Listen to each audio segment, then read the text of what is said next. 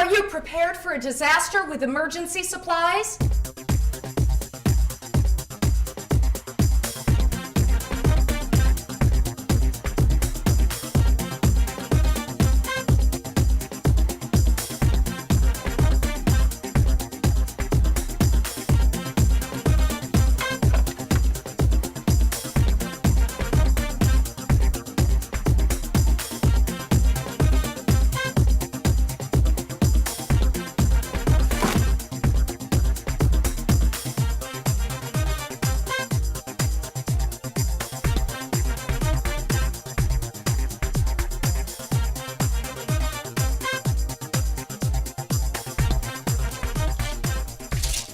July 1987, August 1992, September 1983. You've now seen how not to be prepared. Here's what you really should have to be ready for a disaster. Water.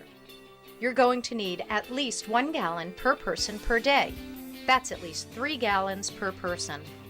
Food. Pack non-perishable, high-protein items. Include energy bars, ready-to-eat soup, and peanut butter. Select foods that require no refrigeration, no preparation or cooking, and little or no water. A flashlight with extra batteries is an absolute necessity. And speaking of batteries, you may be without power for days, so make sure you have extra batteries for all your portable devices. You'll also want a well-equipped first aid kit. Make sure you have a reference guide to go along with it. Medications. Remember to pack any prescription and non-prescription medications you may need. A battery-operated radio. If the power is out, you'll want to know what's happening in and beyond your neighborhood.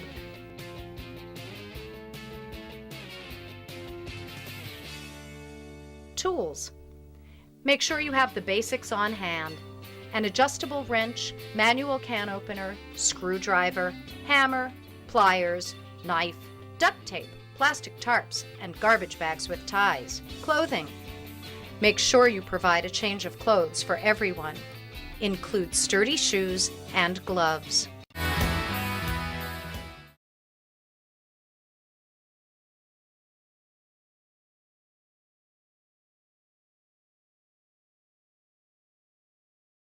Knowing what to do during a disaster can mean the difference between safety and serious injury.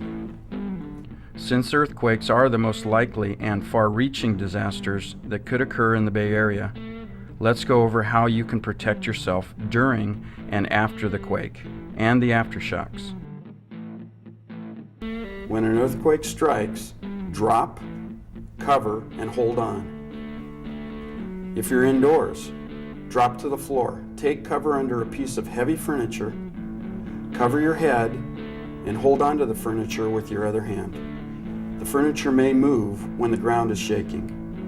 Move with it and remain covered.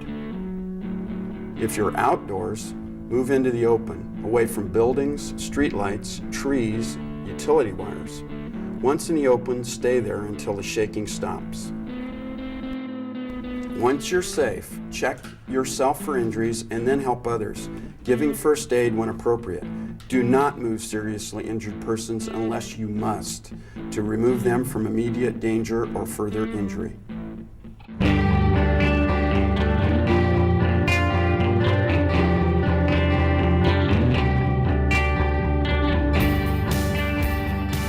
Let's talk about fire. In case of fire in your home, get out. Leave your home as quickly and safely as possible. The less time you are exposed to toxic air, the safer you will be. If you're escaping through a closed door, feel the door with the back of your hand, the cracks around the door and the doorknob before opening the door. If it's cool and there is no smoke, open the door slowly. If you see smoke or fire beyond the door, close it and use another escape route.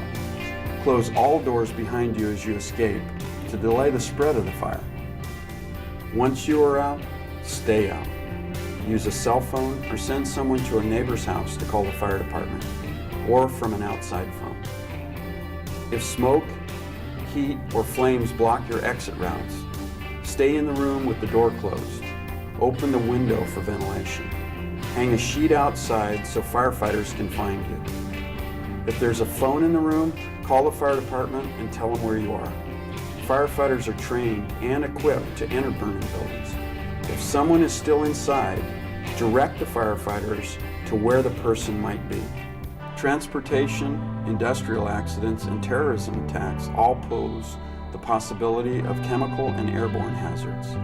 This type of disaster requires a special response called shelter in place, for which there are 3 simple steps: shelter, shut, and listen. Your city may have an alerting and warning system comprised of sirens and/or a radio station designed to alert the public of an emergency or disaster.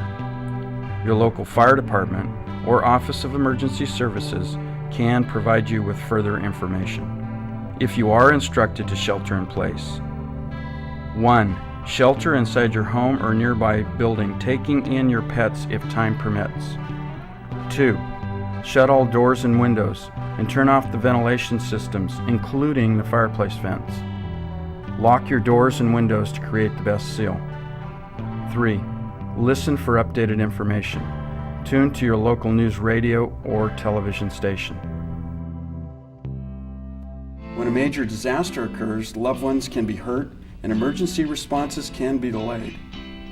Learning simple, life-saving skills can give you the ability and confidence to help yourself, a family member, neighbor, or colleagues. Make sure that at least one member of your household is trained in first aid and CPR.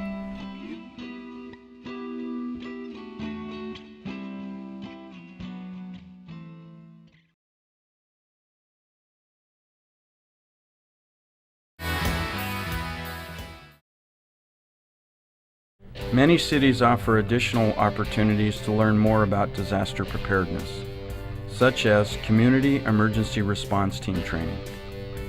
Contact your local fire department or Office of Emergency Services for further information about opportunities in your community.